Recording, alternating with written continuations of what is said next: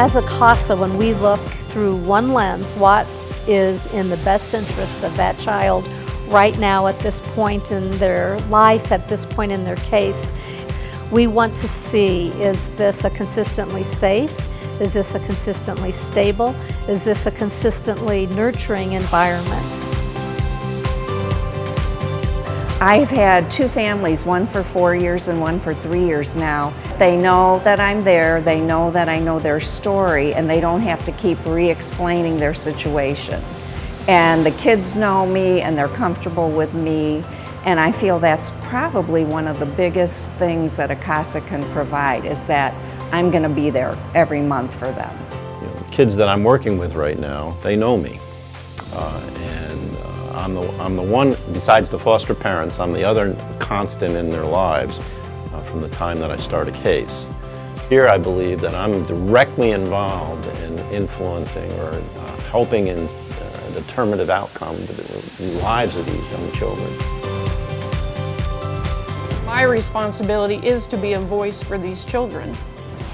And driving 200 miles one way is not a problem for me, because every child deserves to have a voice in their situation.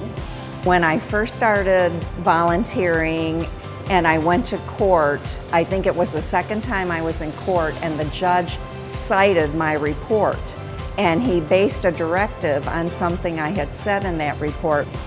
It just hit me how important it is that I represent these kids correctly.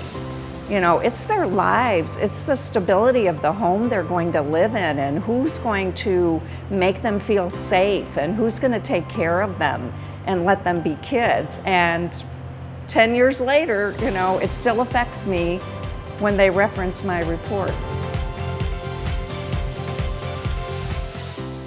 Just the other day she said, you know, why don't you visit me more? I want you to come over more. And so that was so fulfilling to think she really likes me and likes the relationship we've built, and I really like her. So it's just so nice to feel that, yes, you are there for the judge, and that's absolutely important to get the judge the correct information, but you're also there just as somebody who's dedicated to that child. Last night I met a kid over at Parkland that got off the bus, walked him to his classroom, introduced him to his teacher, and he texted me on the way home and said, I did it. But I think he needed to feel like there was somebody that was going to meet him there, and that's going to talk to him on Wednesday and talk to him next Monday. And so I think it's, with advocacy and teenagers, it is a relationship, because they need to trust you.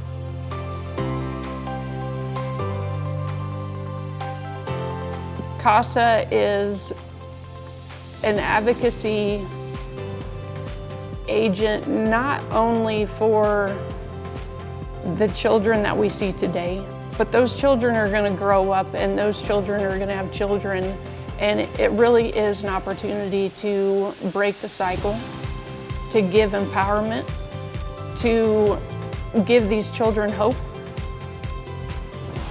And I really believe the children need somebody in their corner to tell them they can do it. A lot of people saying, I could never do CASA because it's too sad.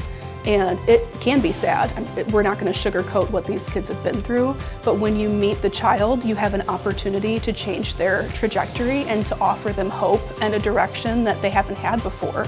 And that is the biggest gift to me, but it's also such a gift to the child that we're the adults in the room. It's our responsibility to step in and figure this out for these kids.